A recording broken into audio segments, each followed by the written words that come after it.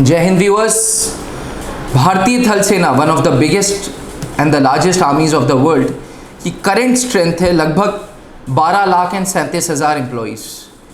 जो ये 12,37,000 एम्प्लॉयज़ हैं इसमें ऑफिसर्स कैटेगरी इंक्लूड है एंड नॉन ऑफिसर्स कैटेगरी भी इंक्लूडेड है।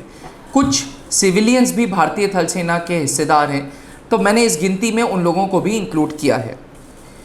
भारतीय थल सेना is one of the oldest आर्मीज of the world also. 1895 में भारतीय थल सेना की स्थापना हुई थी और आज लगभग 125 साल हो गए हैं इंडियन आर्मी को। इस 125 सालों में इंडियन आर्मी ने अपने आप को बहुत ज़्यादा ट्रांसफॉर्मेशन किया है, ना ही वेपन्स ना ही रेजिमेंट्स में बट अपने रिक्रूटमेंट प्रोसेस में भी।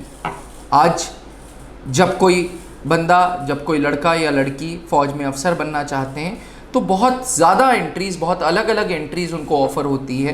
कुछ एंट्रीज़ में रिटन इम्तिहान है और फिर इंटरव्यू देना है। कुछ एंट्रीज़ ऐसी भी हैं जिसमें कोई रिटन टेस्ट देने की ज़रूरत नहीं है, क्योंकि व्यूअर्स ने, क्योंकि स्टूडेंट्स ने, क्योंकि आप जैसे लोगों ने मेरे से पूछा था कि साहब कोई एंट्रीज़ बताइए जिसमें रिटन टेस्ट देने की ज़रूरत नहीं है।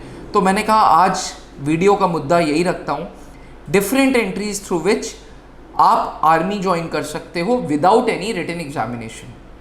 इन एंट्रीज में आपको कोई रिटन एग्जामिनेशन देने की ज़रूरत नहीं है। हाँ, ऑब्वियसली अलग अलग एज ब्रैकेट पे है, कुछ आफ्टर 12th है, कुछ आफ्टर ग्रेजुएशन है, बट अच्छी बात यह है कि इन एंट्रीज में इसको डायरेक्ट एंट्री भी बोलेंगे because there is no written examination. चलें व्यूअर्स, बात करते हैं पहली एंट्री की। तो पहली ऐसी एंट्री है टेक्निकल एंट्री स्कीम। ये वो एंट्री है जिसके तहत भारतीय थल सेना आपका रिक्रूटमेंट कराएगा और आपको फौज में अफसर बनाएगा। इसमें फौज आपको इंजीनियरिंग अपने खर्चे पे कराता है। टेक्निकल एंट्री स्कीम की जो एज लिमिट है वो 16.5 से 19.5 साल है। जब आप टेक्निकल एंट्री स्कीम का फॉर्म भरेंगे तो आपके पास फिजिक्स, केमिस्ट्री, मैथ्स में मिनिमम 70% होना चाहिए। टेक्निकल एंट्री स्कीम के थ्रू आपको 11 महीने के लिए ऑफिसर्स ट्रेनिंग एकेडमी में सर्व करना होगा, जहां आपका बेसिक फिजिकल ट्रेनिंग होगा, फॉलोड बाय 3 इयर्स जहां पे आपको इंजीनियरिंग का कोर्स कराया जाएगा। ये CME सेंटर सिकंदराबाद या आर्मी टेक्निकल इंस्टीट्यूट पुणे में करवाया जाएगा।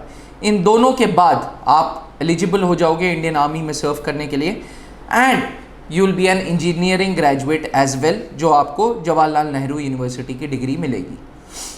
टेक्निकल एंट्री स्कीम के थ्रू अगर आपको भारतीय थल सेना ज्वाइन करना है तो आपकी एज होनी चाहिए 16.5 से 19.5 और साथ ही आपको एक टेक्निकल आर्मी में जाने के लिए एक टेक्निकल बैकग्राउंड यानी कि फिजिक्स, केमिस्ट्री, मैथ्स होना अनिवार्य है विथ मोर देन 70%। बात करें दूसरी एंट्री की, तो दूसरी एंट्री है जो डायरेक्ट एंट्री के तहत आती है, वो है university entrance scheme, UES। UES एक ऐसी एंट्री है जहां पे इंडियन आर्मी कॉलेजेस विजिट करती है और वो बंदे उठाती है, उनका रिक्रूटमेंट करती है। रिक्रूटमेंट करने का प्रोसेस एक शॉर्ट टेस्ट और फॉलोड बाय ग्रुप डिस्कशन होता है और जैसे ही रिक्रूटमेंट हो गया आपका, वो आपको SSB इंटरव्यू के लिए बुलाती है। इसको कैंपस प्लेसमेंट भी बोलते हैं।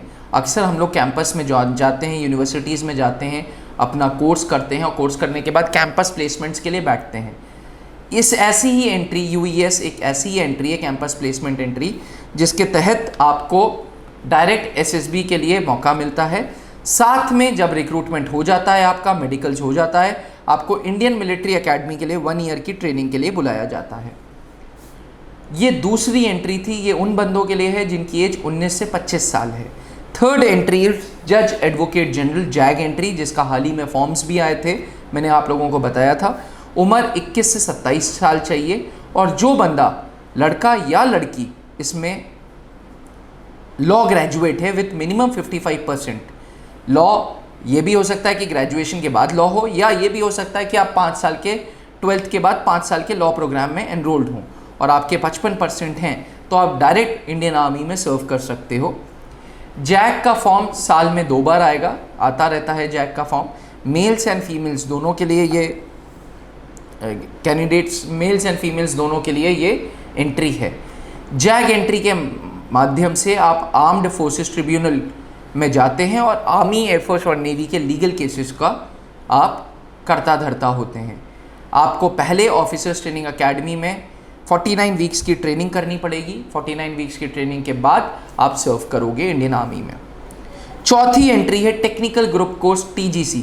हर वो लड़का एवं लड़की जिसके बीटेक या BE में मोर देन 60% हैं, वो फाइनल ईयर वो TGC के लिए अप्लाई करता है। बोलता मैं 60% हूँ, बट आर्मी अपनी कट ऑफ निकालता है। अगर आप उस कट ऑफ में एलिजिबल होंगे, कट ऑफ में फैलेंगे, कट ऑफ में आपके मार्क्स होंगे, तो आपको सीधे आर्मी बुला लेगा विथ एज 20 to 27 ईयर्स। ये एक डायरेक्ट एंट्री है और इसमें आपकी ट्रेनिंग सीधे ऑफिसर्स ट्रेनिंग एकेडमी में होती है। Last, fifth and the last entry is short service commission technical entry. हर वो इंसान जो टेक्निकल ग्रेजुएट है वो ये फॉर्म भर सकता है।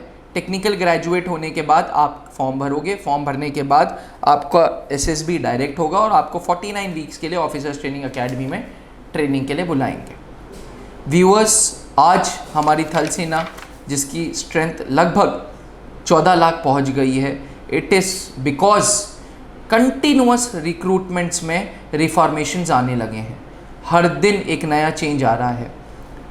आर्मी, एयरफोर्स एंड नेवी अब स्कूल किड्स जो 12th पास स्टूडेंट्स हैं उनके लिए भी एंड ग्रेजुएट्स के लिए भी ऑप्शंस ओपन कर रही है, विंडो दे रही है कि आप आओ और सर्व करो। इस मौके का फ़ायदा उठाइए, भारतीय थल सेना का हिस्सेदार बनिए।